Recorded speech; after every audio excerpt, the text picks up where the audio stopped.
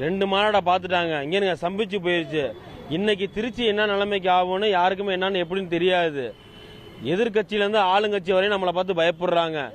வெளியே வாங்கன்றாங்க. என் தலைவன் வெளியே வந்தா 25 நிமிஷம் 10 நிமிஷத்துக்கு தான் டைம் கொடுக்குறாங்க. சரிங்களா? இன்னைக்கு என் தலைவர் வந்து 1 மணி நேரம் 1/2 மணி நேரம் பேசுவாப்புல. திருச்சி 2 ஆக போகுது.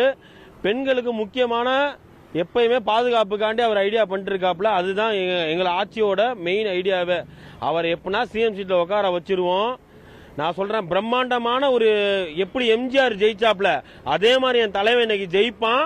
அதே மாதிரி இங்க தமிழ்நாடு வேற மாதிரி மாறும். இங்க நடக்கிற கஞ்சா கிஞ்சா எல்லா பிரச்சனையுமே எல்லாமே முடியும். எப்படி எம்ஜிஆர் படத்திலே ஜெயிச்சாப்ல எங்கால நின்னுகிட்டே ஜெயிப்பாப்ல. அதுதான் இன்னைக்கு சரித்திரம். சரிங்களா? 2026 சிஎம் எங்கால. இதுதான் எங்களோட கொள்கை. சரிங்களா? இங்க இருக்க யாருமே காசு கொடுத்து வரல, எல்லாம் காசு போட்டு வரோம். அவ்வளவுதான் வித்தியாசம். மித்த கட்சிக்கு எங்களுக்கு இது மட்டும் தான் வித்தியாசம்.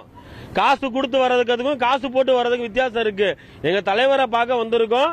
எங்க தலைவர் தான் 2026 சிஎம். எதிர்கட்சி நமக்கு ஒரே கட்சி தான். நமக்கு என்ன சொல்லியிருக்காப்ல, ஆப்நெட் டிஎம்கே மட்டும்தான் ஆப்நெட். ஏடிஎம்கே இந்த சீமானால நாங்க பொருட்டாவே மதிக்கல.